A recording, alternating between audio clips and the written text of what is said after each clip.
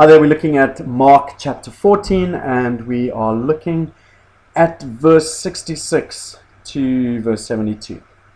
While Peter was below in the courtyard, one of the servant girls of the high priest came by.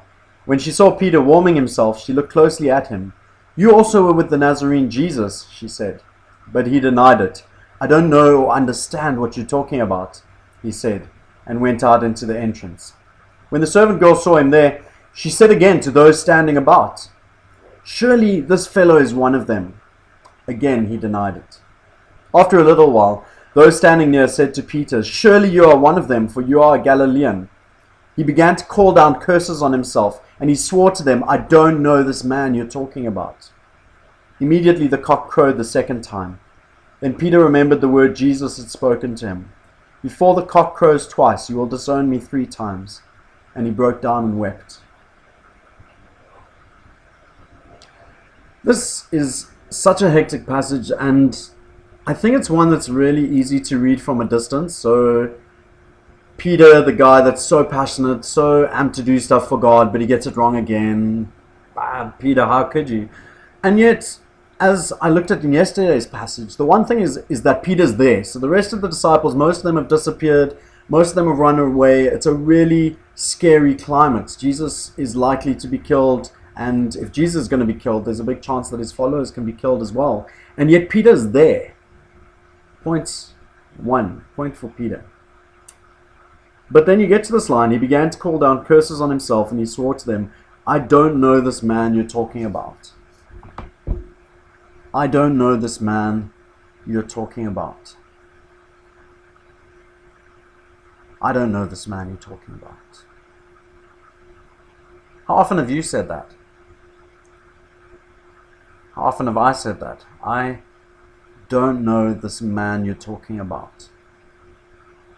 Maybe not as blatantly. Maybe you haven't said those words. Maybe you haven't specifically denied Jesus. But was there an occasion when maybe you were called to speak up to him or up for him, and you just kept silent? Was there an occasion when Christianity was being bashed and you felt that wasn't a good moment to mention that you were a Christian? I don't know this man you're talking about. Because I feel like I recognize my voice when I hear those words. And not just because I'm saying them now, but because I feel like through words that I've said, through the life that I've lived, through things I haven't said, through choices I've made, there have been many occasions when my life has screamed out, "I don't know this man you're talking about." To my shame. There's a powerful passage in, where is it? Luke 9, Luke 16, 24. I think it's there. It's also Matthew 24:16, where it follows that line where Jesus says to his disciples, "If you want to follow me, deny yourself, take up your cross daily and follow me." And then it's followed by, "If you are ashamed of the Son of Man and his words, then the Son of Man will be ashamed of you." And so this is an important thing. Like, what can I do in my life? What do I need to do in my life? What do I need to get in order so that I don't hear my words, my voice echoing those words? I do not even know the man you're speaking about.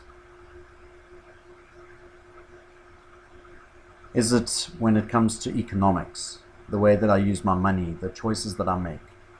Am I just giving my little bit into the church and hoping that that's okay? Am I investing in people's lives? Am I finding ways to be generous?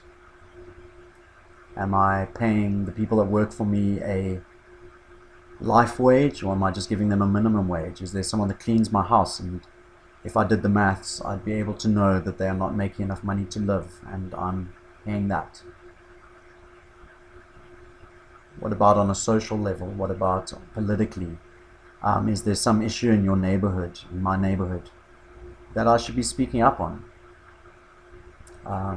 Is there an aspect of poverty or homelessness? Is there something bigger, like the situation with the refugees, or human trafficking that I should be putting my voice into, that I should be putting time or money into, and we can't do everything. So it's not about feeling guilty for all the stuff we're not doing, but with the stuff that I'm doing, with the choices that I'm making. If I choose to spend all my free time watching movies or playing World of Warcraft or watching sport, and I'm not investing time into people, I'm not working on pulling down principalities and powers, I'm not building community with my neighbors, I'm not demonstrating to those that don't know and don't love Jesus that he is love and that he loves you and that he has a plan for you. If I'm not doing any of those things, or if I'm not doing a whole bunch of those things, then is it possible that my voice is saying, I don't even know the man? If Jesus Christ is not the most important thing in my life, and if my life does not revolve around him, and I'm not talking about going to church meetings 7 days a week, I'm talking about living a kingdom life. If I'm not living a kingdom life, and that doesn't mean not getting it wrong, because I get it wrong all the time and I make mistakes and I don't do enough. It's not living in that sense of I'm not doing enough, but it's the driving forces in my life. It's who do I bow my knee to? If I'm not living a life of kingdom, then I might as well be saying, I don't even know the man. It's not me. I'm thinking of someone else. And those are really difficult and painful words to be saying to or about Jesus. Something to think about.